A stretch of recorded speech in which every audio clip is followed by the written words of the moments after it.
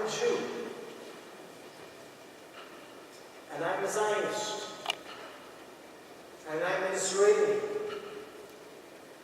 And I'm a rabbi. And I'm a settler. When I say that I'm a settler, it means I'm a Jew that's decided that the most meaningful thing in my life is to live in the biblical heartland, the land that the Jews call Judah and Samaria. When I say that I'm a Jew, Judaism, Jews, we're not just a faith community, we're not just a religion, it's not just a belief system. Jews are a people.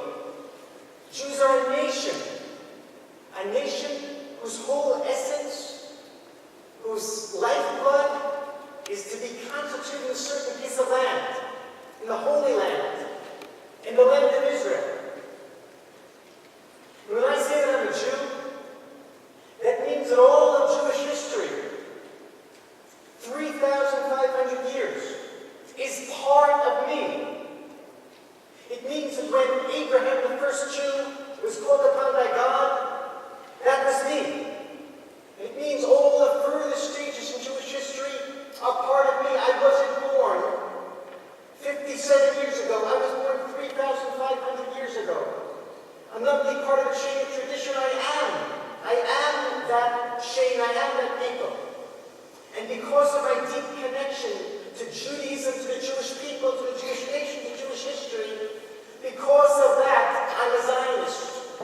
Because of that, I left New York when I was 18 years old and went to the land of Israel to become a citizen of the Jewish state.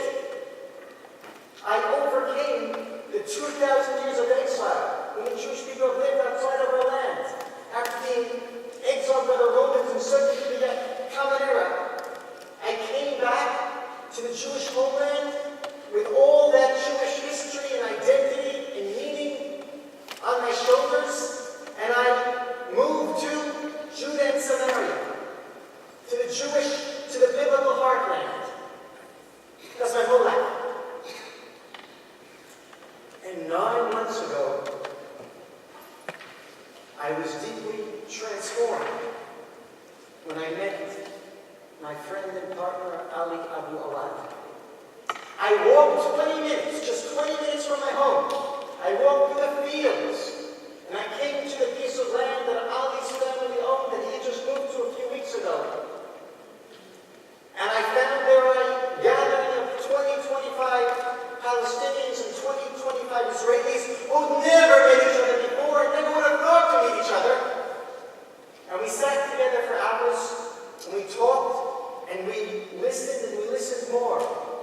And a process began within me in which the other and the enemy began to acquire a human face and a human heart in my own heart.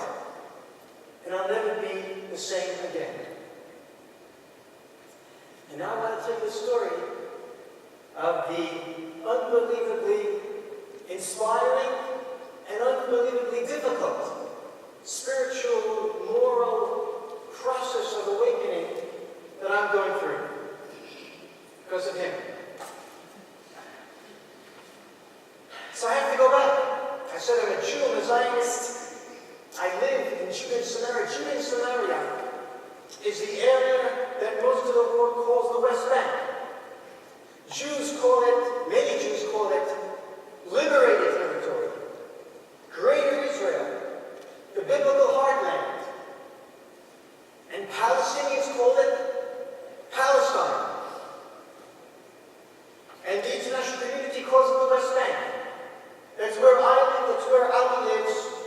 And our peoples have been fighting over that sliver of land and dying over that sliver of land for decades. So why do I live there? Where I live, literally where I live, the town is called Alon Shvut. The municipal council is called Gush Etzion. Again, the area is called Judah and Samaria, the geographic land. Where I live is where Abraham, the patriarch, walked on his way to the binding of Isaac. He was called upon by God, according to the book of Genesis,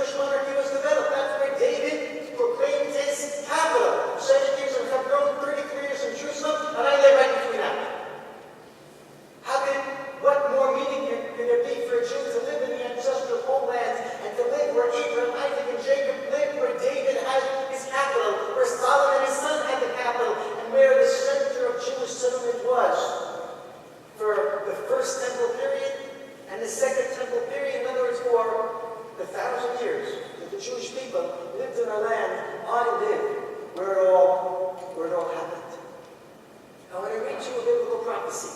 A prophecy that some of you have heard before. It's the prophecy of Zechariah. Thus said the Lord of hosts, there shall yet be old men and old women in the squares of Jerusalem, each with staff in hand because of their great age. And the squares of the city shall be crowded with boys and girls playing in the squares. Thus said the Lord of hosts, though it will seem impossible to the remnant of his people in those days, shall it also be impossible to me, declares the Lord of hosts. This prophecy, as it were, talks about something marvelous, impossible, perhaps even for God, so few have thought. And what is the prophecy? That boys and girls, Jewish boys and girls, will frolic and play in the squares of the city of Jerusalem. That old men and old women will live out their lives in serenity in the squares and the streets of Jerusalem. Now, why is that so amazing? Why is it so stupendous that there will be normal life in the city of Jerusalem for the Jewish people? It happens in Dallas. People live normally, little kids, old people. It happens in Sydney, it happens in New York, it happens in Cairo. Why is it so impossible for it to happen in the city of Jerusalem for the Jewish people? Well, to answer that question, you have to know some history. The Jewish people, the Israelites, were exiled from Judah, from Jerusalem, from the whole land of Israel, by the Babylonians in 586 before the Common Era. Our temple was destroyed, the city was put to ruins, and all that was left was ragged stones with jackals darting in and out of them. There was nothing left. 70 long years of exile in Babylonia, nothing to come back to. And not only nothing to come back to, but who's going to come back? The Jewish people are exiled. The kids are not learning Judaism, they're going to Babylonian discotheques, learning in Babylonian schools, and talking the Babylonian language. Who's going to come back? The Jewish people had a sense that there's no hope. There will never be normal life in the city of Jerusalem and in the hills and in the cities of Judah. It won't happen. And the prophet says it will happen. You think it's impossible? I can do the impossible. And you know what? It did happen. The prophecy did come true. After 70 long years of exile, 40,000 Israelites, 40,000 Jews came back. They rebuilt the temple, and Judaism, as a nation in our land, Judaism, the Jewish people, was reconstituted. And you know what? It was a stupendous miracle. And if that was a stupendous miracle, then from my perspective, in my lifetime, my own lifetime, I've seen an even more stupendous miracle. That return from exile that the prophet spoke about was a return after 70 years of exile, and a return of 40,000 Israelites.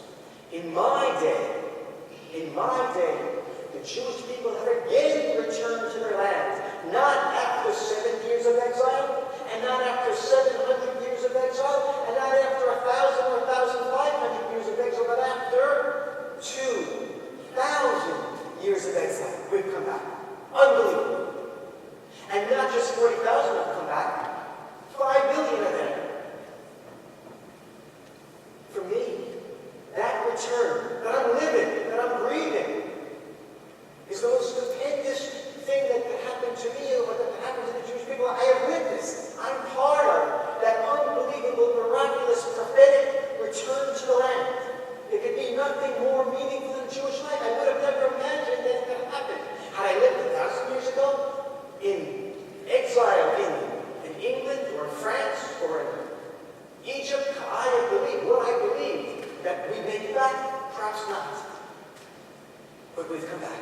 And had I lived in 1940 or 41 or 42 or 43 or 44 or 45 in Germany, in Poland, or any place in the world, when I would see the Jewish people literally going up in ashes, when I believed we could come back, when the Jewish people were nothing but smoke coming out of the chimneys of the crematorium, nothing but ashes, nothing but bars of soap, nothing but dry bones, when I believed we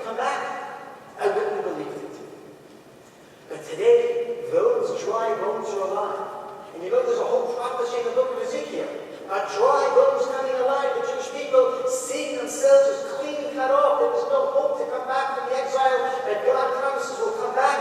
That has happened from the Jewish perspective. That has happened in our day. And I merited to be part of it. There could be nothing more meaningful, nothing more stupendous to live in the land of Israel, and all the more so to live in the land of Israel, the biblical heartland of Judah and Samaria. That's my truth. That's my narrative. That's everything of who I am. And my life became unbelievably complicated when I started to hear, when I started to open my ears to the fact that there's a people that have been hurt by my truth, who've been oppressed by my truth, who've been exiled by my truth and my fulfillment. From my perspective, that doesn't make my truth any less true. But it means that I have to find room in my heart and my mind to bring another truth to bear on my truth. There are two truths. There are two conflicting narratives. My truth is true, but it's partial. There's another truth. There's a Palestinian truth. And I have to tell you, this is going to sound amazing to you. I've never, ever, ever deeply met a Palestinian, never come face to face with the Palestinian narrative, the Palestinian existence in my life until 9 months ago. And I'm going to try to explain to you how that's so. It's so in the following fashion. We live in Israel, and all the more so in Judah and Samaria, we live with blinders on. There are things we don't see, people we don't see, realities we don't see. My understanding is, and this is actually frightening to think about, but we all live with blinders on. There's things we all don't see. Only a small part of the reality, the sensory perception that hits us, only a small part of it can be absorbed. It depends on what we're prepared to see, what we're prepared to understand, what we're prepared to absorb by our mental building blocks, our cognitive structures. And especially in Judah and Samaria, where I live, where the Jews are Bible-believing Jews, Jews who live our narrative, who live Jewish history, whose whole being is fused with the fulfillment of biblical prophecy. Our truth has blinded us to seeing the people who we live among. We don't see them. As if they're not there. To the degree that we see them, they're thorns on our side. And we're afraid of them. We're afraid of them because of terrorism. We're afraid of them for some good reasons. But that fear feeds off itself. And we see every Palestinian, every Arab as a potential terrorist. We live in fear. We live in distance from them. We live with suspicion. And certainly, suspicion and fear breed hate. Listen to this. Listen to this. We Palestinians and Israelis, we drive on the same roads. And our towns and our settlements and our dwellings are really in physical, geographical proximity. But there's absolutely no contact. We speak different languages. Hebrew, Arabic. Different religions. Judaism, Islam, and Christianity on their side. Different governments. Well, I live under Israeli law. And 5 minutes away, the Palestinians live under a different law, the military occupation. Different languages, different cultures, different law, different municipalities. The people who pick up my garbage don't pick up Ali's garbage. Different school systems. And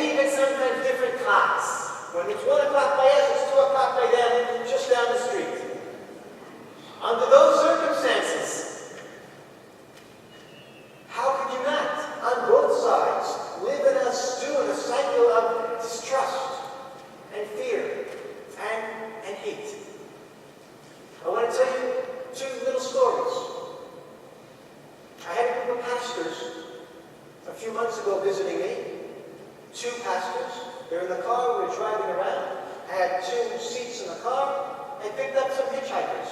Picked up a hitchhiker, let him off where he wants to go off. Another hitchhiker, the 3rd time.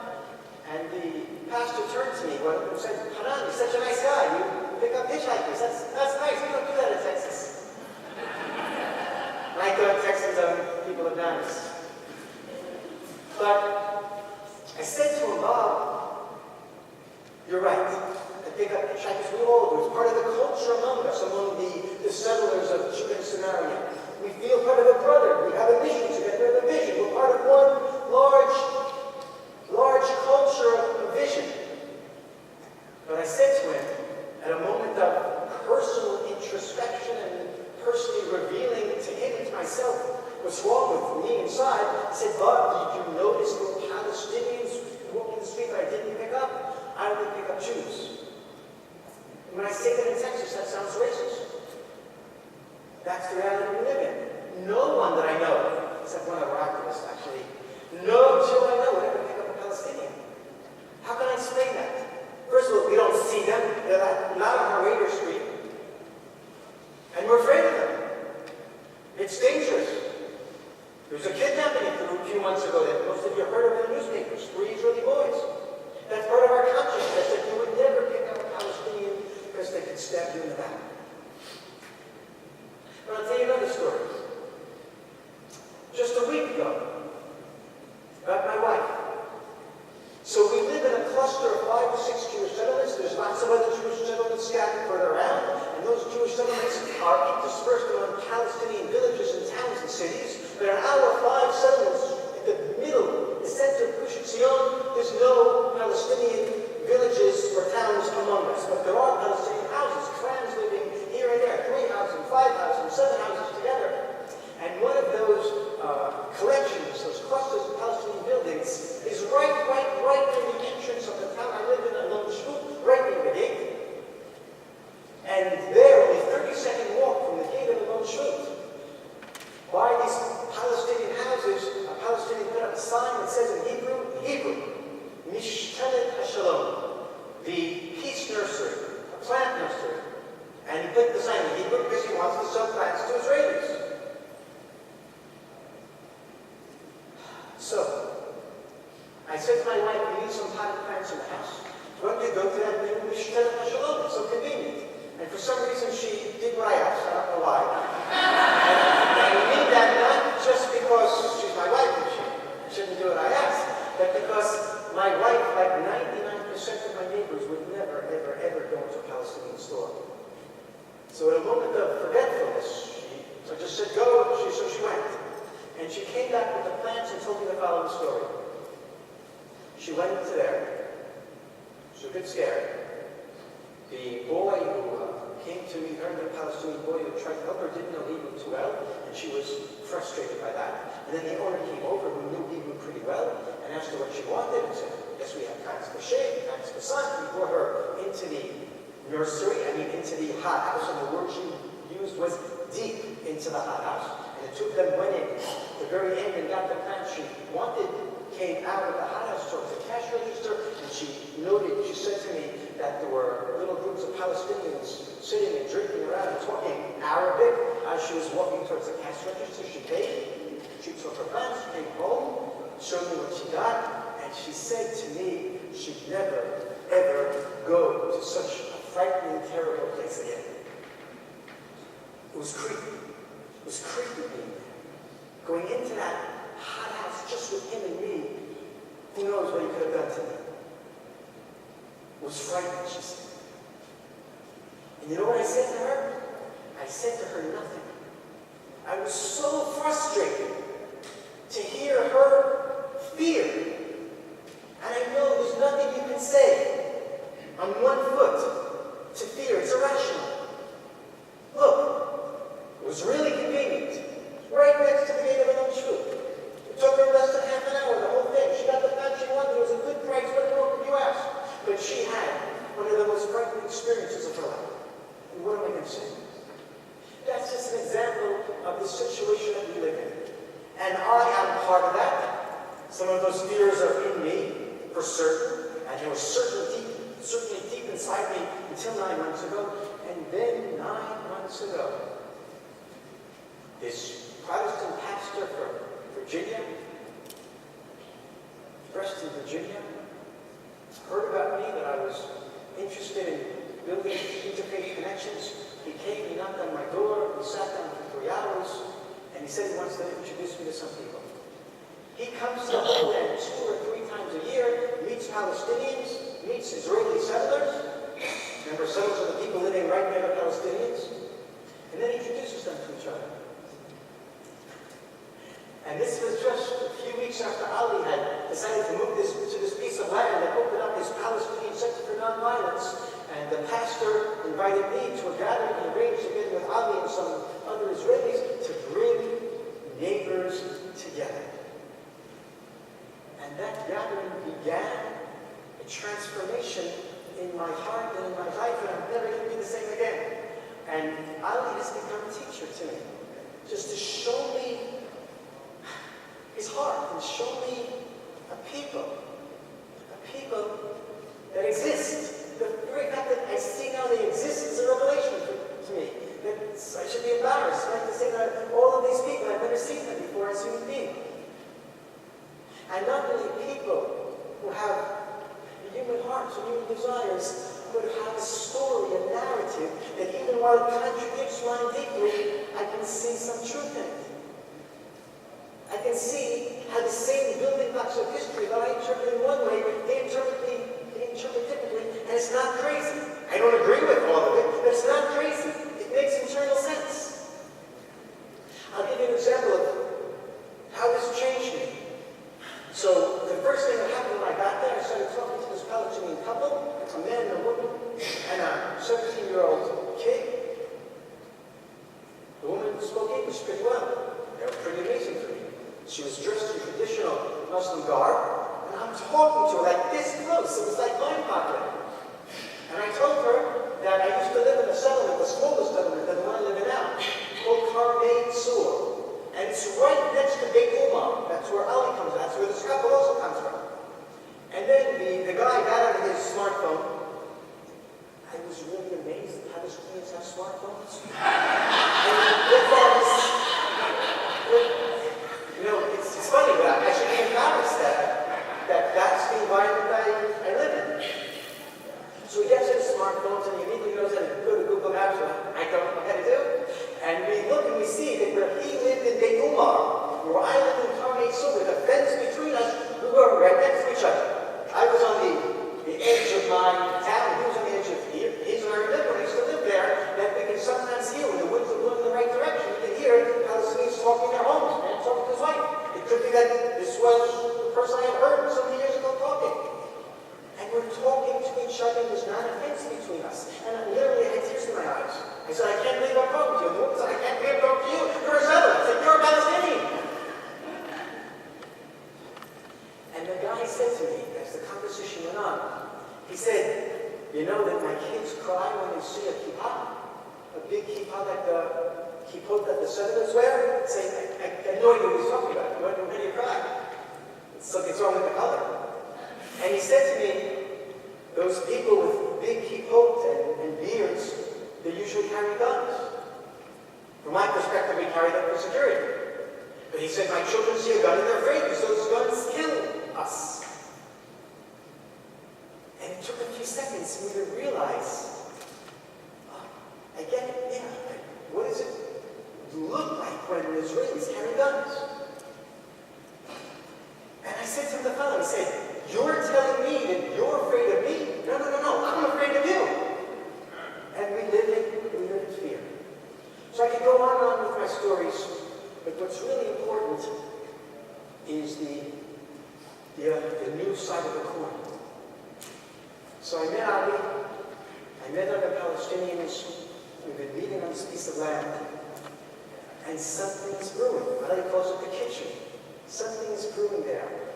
And what I really want to see happen in Ali's kitchen is to help Palestinians and Israelis, and I'm interested in the Israelis, undergo the type of awakening, the type of seeing a larger truth that I am at the beginning of that path. We all have to go through it. We live in such fear and such mistrust. We don't see the other. And it's really hard to see the other, because it makes life really complicated. It's so easy and it's so comforting to live with your truth and only your truth. Life is full of vision and purpose. My life still has that vision and that purpose and that meaning. But I understand that I have to bring another truth into my truth and find a way to live together with these competing truths. And at the same time that I live and I want dignity and freedom and fulfillment for my people, I also have to want, and it's not easy for me to want this, but I also have to want dignity and freedom and self-determination for the other, for my neighbors, for the Palestinians. So, now I'm going to stop that and tell you what we're doing in 5 minutes.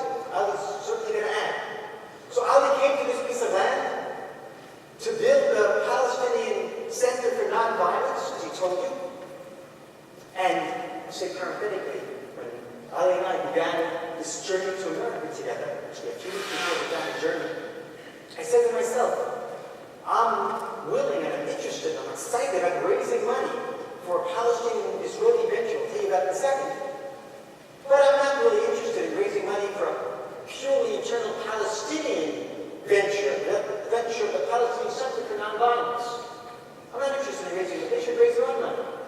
But then I realized, that isn't funny. See what I have to deal with? I'm almost finished. But then I realized that as much as it's a Palestinian interest to create a mass movement for nonviolence to gain their freedom and dignity from me and my people, it's as much in my interest as it is in their interest. It's as much in my interest that there be a successful movement of Palestinian nonviolent resistance to the injustices the Palestinian people have suffered. And I'm willing to raise money even for that.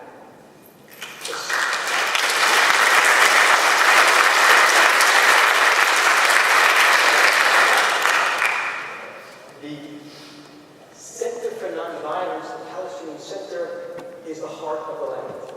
That's why Ali went there 9 months ago. But then he met our settlers, and a second project developed.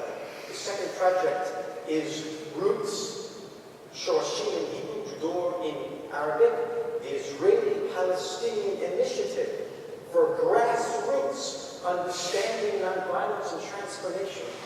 And that's the initiative we're creating to bring together neighbors, Palestinians and Israeli settlers who live right next to each other and don't see each other, don't experience humanity together, simply bring them together to talk, to meet each other, to see the humanity of the other, to give the other a face, and to hear the story of the other.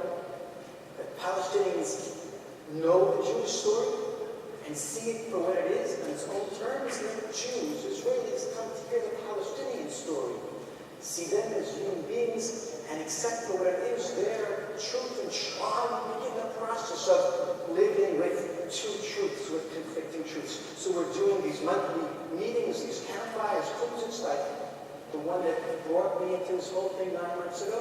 And we have a women's group that meets occasionally. And we just did a summer camp during the war in Gaza. We put the summer camp off from week to week to week. How could you do it while missiles are falling? From an Israeli perspective, how can you do missiles are falling? From a Palestinian perspective, how can you do it when Palestinians are being killed in Gaza? And we both were very hesitant. But we decided at the very end to do it. During the war, we started on a day of ceasefire, and as the camp went on, we heard the news that the war had broken out again. We had about 25 Palestinian mothers and their kids, with about 25 Israeli mothers and their kids, and one grandfather with his granddaughter, playing together and going on a donkey ride together and playing with the snakes and the gerbils together and arts and crafts. And it sounds so prosaic, so simple. Everyone goes to a summer camp, and Israeli and Palestinian kids would never, ever, ever imagine